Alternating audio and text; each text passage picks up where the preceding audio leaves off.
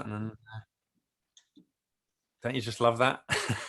I never seen that before. Yeah. I guess they want you to know that you're being recorded, right? Yeah, it's a Zoom update. These updates kick in and they just happen overnight. And then suddenly it's like, oh, okay, thanks for letting me know. I did press the record button, so I'm pretty sure. But I think it's more about the guests, Yeah, I think so. just making sure they know. Anyway, let's get the admin out of the way. Great to see you, Greg. Greg Kelland, thank you for your time today.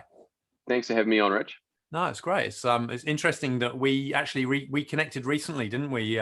You were being very proactive and reaching out to the community on the Auckland PT Council page about people who are doing coaching, and so we had a decent chat and a bit of a catch up, which was good. We can go into that in a bit more detail down the track. What I guess I always like to start by kind of finding out a little bit about people and how they got to what they're doing and what their pathway in was, because that's, it's usually different for everybody. So I guess where was the interest for you, Greg, and how did you get into what you're doing now?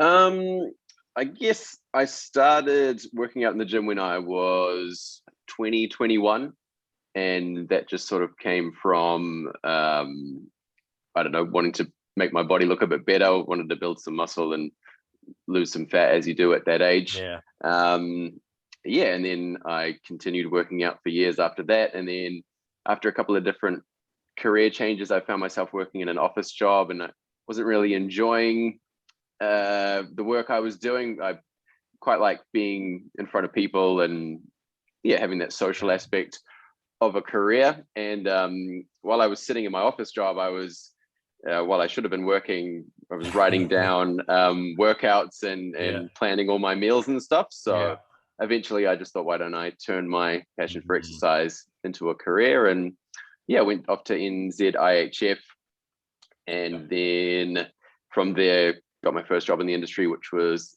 at Next Gen as a gym instructor. So the guys at NZIHF actually referred me to Next Gen, and so I got the job that way because I was the annoying guy in class that was asking questions all the time. There's always one. Well, it paid off because I've been there ever since, and brilliant. Transitioned from gym instructor to full-time PT, and I've been a full-time PT for 4 years now. Brilliant. Good stuff. And so Next Gen, I've been there once for one of the meetings, actually, the PT Council get-togethers, long time ago. Quite an impressive fit out, quite an impressive facility. It's more than just a gym, isn't it? It's more of a health club. You've got the tennis, the pool, a whole bunch of I guess options for clients, and a decent number of PTs, I noticed. And the lineup of PTs is huge. I guess it gives people a lot of choice. I have nothing else to really compare it to because I haven't worked in other gyms, but we have anywhere between 12 and 15 PTs on. Most of the time it's a bit of a revolving door, unfortunately. With our industry, you see people pop up and they don't kind of hang around for that long, unfortunately. And that was one of the things that kind of sparked the whole PT graduate thing, was trying to help people who are passionate about it, like yourself, who, don't necessarily have necessarily all the skills that they may need to make it work and make it sustainable.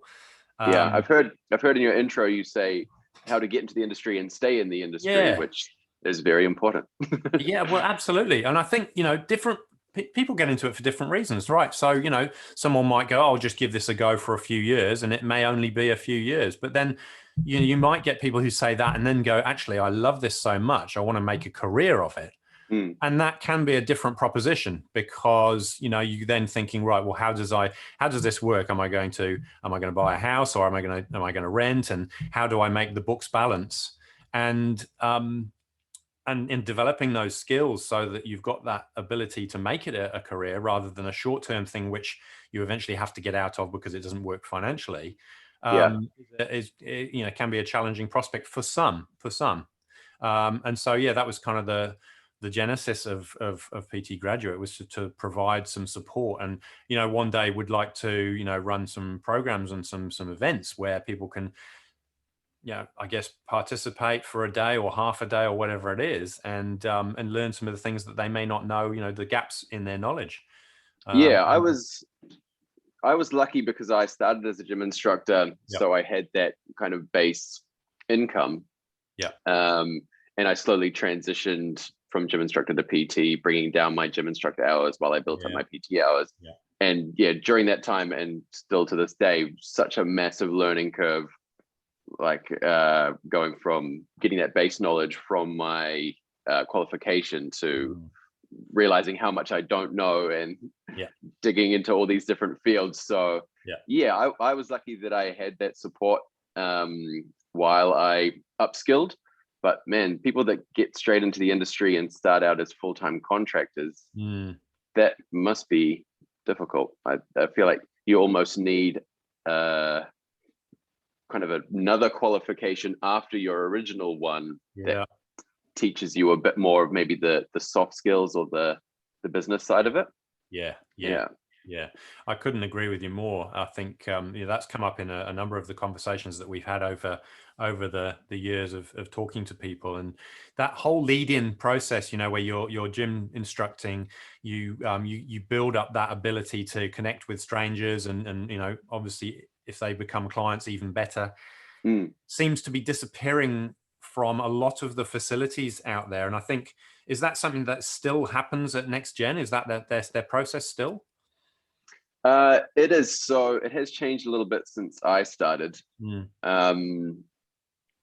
Yeah, it's kind of up to the individual. If they want to start out as a gym instructor, they can, but they can also just jump straight in and be a contractor. They are supposed to do a couple of gym shifts a week if they're starting out, if they're new to the industry. And so they do that instead of paying rent. They do a couple of gym shifts a week, and then they're able to find their own clients. But I don't see many people spending as long as I did as a gym instructor. So I did it for 18 months. Yeah. And after a year, they started saying to me, like, we think you're ready to move to being a PT. But I stayed as a gym instructor for a bit longer. And I don't see that happening as often with the other people I work with. Yeah. Okay. It's hard to know, isn't it? What's the right amount of time? And I guess they gave you that feedback. They thought that you were ready. But it's an important process. What you talked about, soft skills, what were and business skills, what were the things that you really found were beneficial from going through that process? Well, building rapport with people. So it was quite good being on the gym floor and being able to get to know people without them feeling like you were trying to sell them something. Yeah. Yeah, so that was great. And just learning to approach people on the floor without coming off salesy, or getting your head bitten off for trying to correct someone's technique when they don't want you to. Yeah. Yeah, and I mean, this isn't something I learned. Well, I hope this isn't something I've only learned the past few years, but just being likable enough that someone wants to pay to spend an hour with you is such a huge thing. Like, you can have all the skills in the world, but if people don't want to hang out with you for an hour, then you can't put those skills to use. Absolutely. I mean, that makes total sense, right? So there's always that human connection, isn't there? That you feel it or you don't. And I think when you come across people that you don't connect with, it's a risk to necessarily take them on as a client, because that could end in disaster down the track potentially. Have you ever had any bad situations? Well, yeah, I mean, sometimes you just don't click with clients, and it makes those 60-second rests between sets really long. And it makes an hour session feel a lot longer than it would with someone that you really get along with. But no real horror stories from clients. Good to hear. Now, you've also done the precision nutrition course, haven't you? Which obviously is a nutrition-based course, but it really helps give you a good grounding in the coaching process. and leading people through change. Is that something you'd recommend to other PTs if they kind of haven't decided whether they want to do other qualifications? Yeah, definitely. So I could already tell after a few years experience that you'd run into a lot of people that had tried everything. In their words, they would say they've tried everything, but it hasn't worked for them. Yeah. And quite often I think that is because they can have this all or nothing mindset where they go, cool, January 1st, I'm going to start running every day. I'm going to completely overhaul my diet and fix my sleep and all that sort of stuff. Yeah. And it fizzles out after not a very long period of time. And yeah, they end up going back to their old lifestyle. So you start to learn the importance of just building up small habits. So I'd already kind of seen the power of that. And then when I did some research into precision nutrition, I was like, wow, this is actually a structured way that you can apply this habit-based coaching. So yeah, I jumped into it. And you can tell if you've worked with clients before, reading their stuff, you can tell that they are experienced and they have dealt with so many different walks of life. And that really shows in the program, because like they said, they've helped over 100,000 people lose weight. Yeah. Wow. Okay. Yeah. Okay. Yeah. Yeah. And I guess that program's probably evolved as they've worked through that list of 100,000, and it's improved and improved over time. Yeah. It's interesting because you go back to their old podcasts and you'll hear them talking about something which was supported by the research at the time. And then you'll come across a podcast later on and they go, no, we've actually stopped doing that. And this is why. So they're not afraid to update as they, see different approaches to take, either through their own experience or through new research, which is cool. Yeah. Yeah. Good. Yeah. That's excellent. And you talked about habits, and you call yourself a habits coach. Is that right? I would, call the style of coaching habit coaching. Yeah. I'm not sure if I've given myself that title, but I'll take it. Doing the digging and research just to find out a little bit more about you, and I think that was something I stumbled across. And it kind of makes sense, that's the thing that we're here to do, isn't it? When in terms of change behavior, we are just a collection of habits, and if we want to improve our health, then there's going to be some changes in those habits to achieve the goal that we want to achieve. Yeah, funny thing is, when I did NZIHF, they actually talked about creating habits. Right. And I went away from that and completely forgot that they'd said that.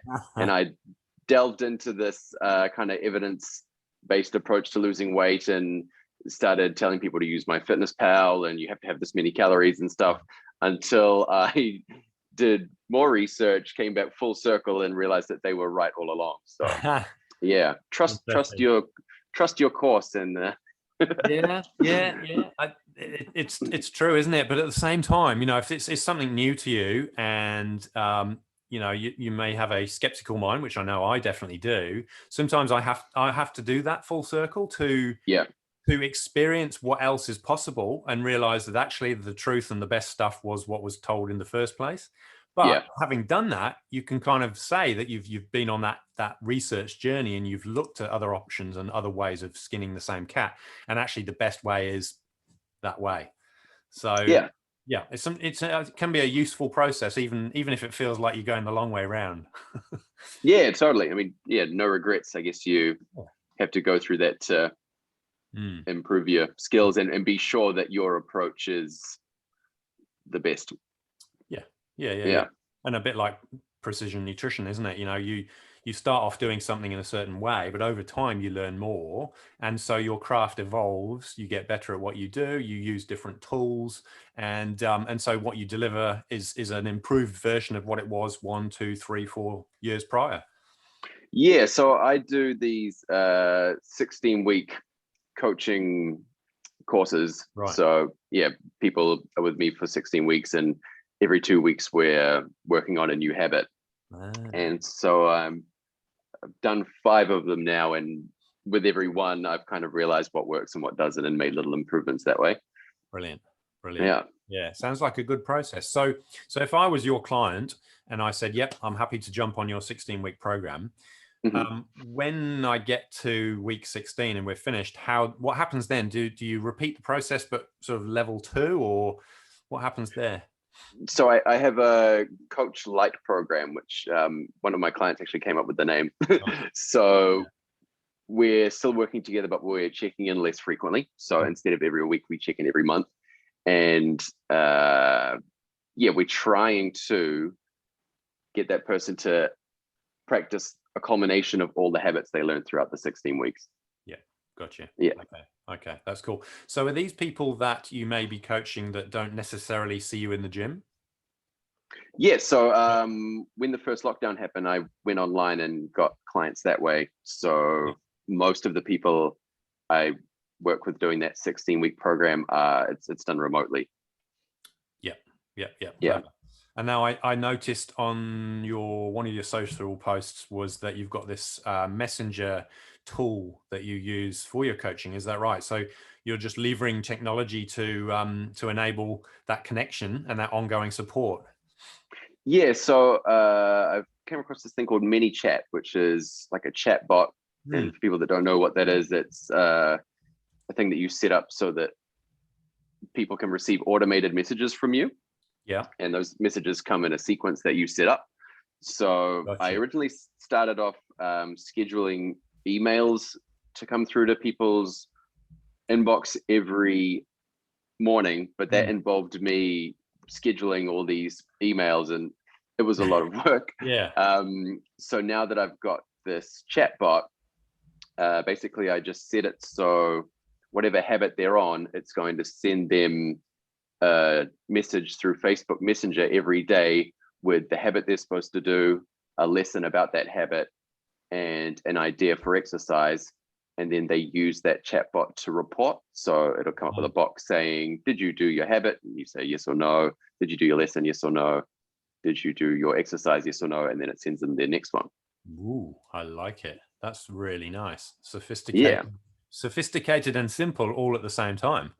Yeah, well, it took a lot of setup at the start, and luckily lockdown gave me the time to work on that. And now that it's all set up, it's so easy to just automate it and click a button at the start of the week, and they're going to get all their habits and lessons. Awesome. Feedback been good from the clients? Do they enjoy being on the other end?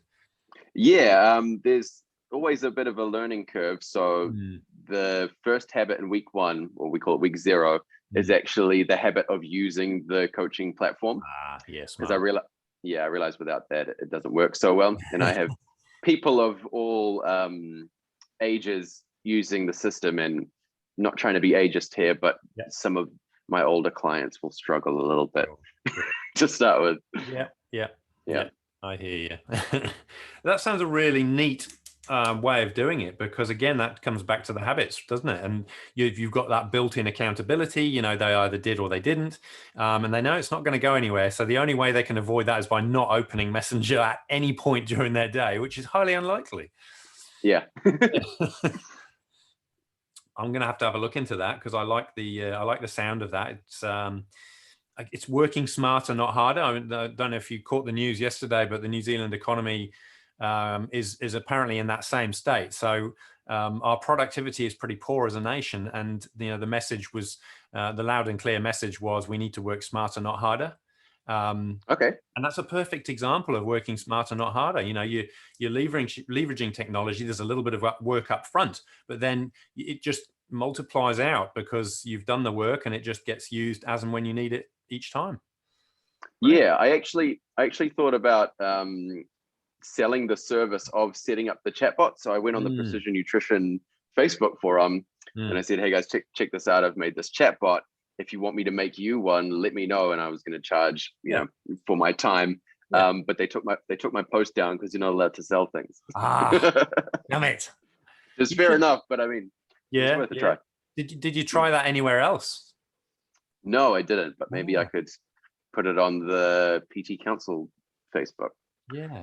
Oh, absolutely. I mean, you might have a customer right here. So, okay. Yeah, I mean, you can do a free 2-week trial, Rich. So, it's very generous. Signed up. I'm happy to pay. No, I just think that's a great tool, which I'm not using myself. I'm a reasonably old school with, messaging clients, obviously Messenger or WhatsApp or whatever it may be. But, when it becomes automated, and I've tried the automated email type thing, but you're right, that's really time consuming and laborious. And there's a lot of repetition, whereas yours sounds like very much more about upfront effort and then downstream payback. Yeah. Any other? And yeah, like, sorry. any other what? Sorry. No, I was just I going to say that. interrupted you. No, I was just going to say that the feedback from the clients has been positive. Yeah, fantastic. And so that's a standalone service that you provide, which obviously has a fee attached to it for the 16 weeks. Is that right? Yeah. Yeah. Yeah. So different to my personal training, which I do one-on-one with people at Next Gen. Sure. Do you combine the two though? Do you have the gym clients that use that as well? Yeah. So I offer that to them. And even if they don't jump on that 16-week program, during sessions, we will chat about habits and try and get them set up for success and whatever they're trying to achieve over the next week, and use those PT sessions as little check-ins. Whereas with the 16-week program, they actually get a 30-minute chat with me, which is just all about talking through how their coaching is going and setting plans for the week ahead. Yeah. Cool. Trying to use the motivational interviewing that we discussed. That probably is a good segue into motivational interviewing, which is obviously something you've been looking into, studying, researching, and using. What have you found are the advantages of using the motivational interviewing technique with your clients? I think, they say that if a client can come up with their own ideas for changes they can make to the nutrition and habits, that it's more impactful and they're more likely to stick to it. And I've totally seen this firsthand. Trying to prescribe something someone is nowhere near as powerful as getting them to come to that realization on their own. So I really like that part of it. Just treating the person with, I think the words they use is unconditional positive regard. So basically just zero judgment. Like when they're talking to you about what they ate in the weekend, you're never giving them that, disappointed personal trainer look. We all know that one. And I think it really surprises people because they're ready to feel guilty and to be reprimanded for eating certain foods, but it never comes. And I think it just builds that connection and builds that rapport. And it kind of opens them up to listen to what you have to say. Yeah. And it's quite subtle, isn't it? Because it's very easy to judge and it's very easy to kind of see something from your own point of view only and not have that empathy for the client. Have you found that a challenging process? Because there's that pressure, there's that tension between wanting to provide them with the answers because you probably know the right answer, and having to have the patience to wait for them to come up with it. Definitely. There's this kind of desire to show how much you know and show yourself as the expert, and you kind of have to fight that urge to begin with because you're like, oh, I know the answer to this one. But you gotta keep in mind that when they come to the realization, it's going to be a lot more powerful, and that the habits and changes that they can come up with are things that they can actually see themselves doing and that are realistic. Because yes, you might go, oh, I know how to fix this, but is your solution going to be realistic for them and their lifestyle? Probably not. Whereas their ideas are going to be more within their power, I guess. I mean, they are the expert of their lives, aren't they? And we try to pretend that we are, and we're so wrong with that presumption, really, aren't we? It's certainly a skill that has to be developed, I think, isn't it? In terms of that holding back, going at their pace, waiting for them to find the answer, and sticking to that pace, and being on their schedule rather than them being on yours. And I'm still struggling with applying it in real life. I find it quite clunky. So obviously when you and I did the role play, like you're experienced in it. And when I played the practitioner, you played the client. Yeah. You were very nice to me, and you played ball, but clients won't always react in the way that you're expecting them to, and kind of throws you off off your train of thought. And if you're trying to lead the conversation somewhere else, they're trying to lead it in their own direction or 10,000 different directions. And yeah, that can be challenging. But I guess, yeah, you're gonna have to relinquish that control and get those preconceived ideas out of your head. Don't think, oh, I want this result by the end of the conversation. Yes, absolutely. Yeah, no fixed agenda. Yeah. So where did you first come across it, Greg, the whole motivational interviewing? Is that something you've studied or you were just looking into? So the Precision Nutrition course gives you a list of like recommended reading. Yeah. And Motivational Interviewing is the name of one of the books that they suggest. And instead of buying that book and reading it, I thought I'm going to go on YouTube and listen to podcasts all about it. Yeah. And then I found out quite a bit about it, and then reached out to you to see if I could apply what I'd learned.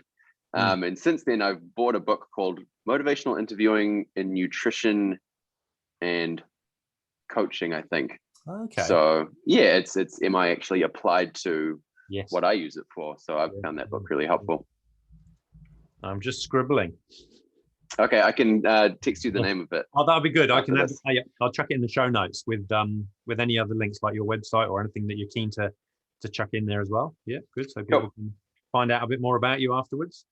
Sweet. So when I interrupted you, what I said was any other tips, kind of, just throwing it open. And I mean, you've given us a whole bunch of good stuff today, Greg, which I really appreciate your time and the value you've given. But any others, any things that sort of gems that sort of, I don't know, you've engaged with yourself, or things that you've seen that have been useful, that could be useful for people listening? I guess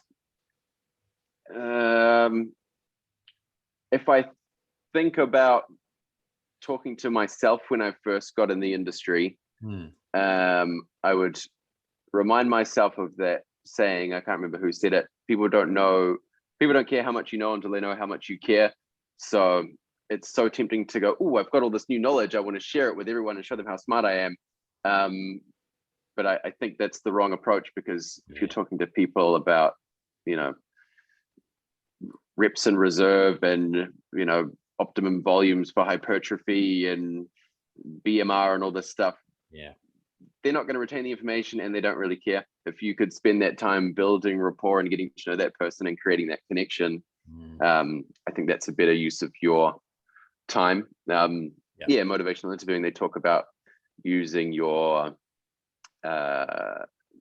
ears and eyes more than your mouth. So 80% is listening and 20% is talking. And just, I think I would tell my former self to just meet people where they're at. So obviously we got into the industry because we're so passionate about exercise and we love it, but the people we're working with don't care about it as much as we do. And part of our job is making it enjoyable and making them care and kind of instilling that passion in them. And I think that's more important than designing the perfect workout program or telling them how many calories to eat.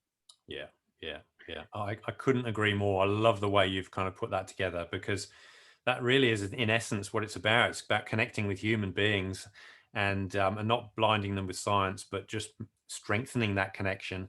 And once that's there, that's the foundation for everything else that happens from there onwards, isn't it? And yes, until people know how much we care, they really aren't interested in anything that we know. So I love those. That's a great point to end on. So I really appreciate that. Thank you, Greg. Good, awesome. You're welcome. Been good catching up, and a really great episode. So thanks for your time. I know you're a busy man. You have some more work this afternoon, so I will leave you to it and bid you a great afternoon. Oh, thank you, Rich. Thank you for your time. No probs. Cheers, Greg.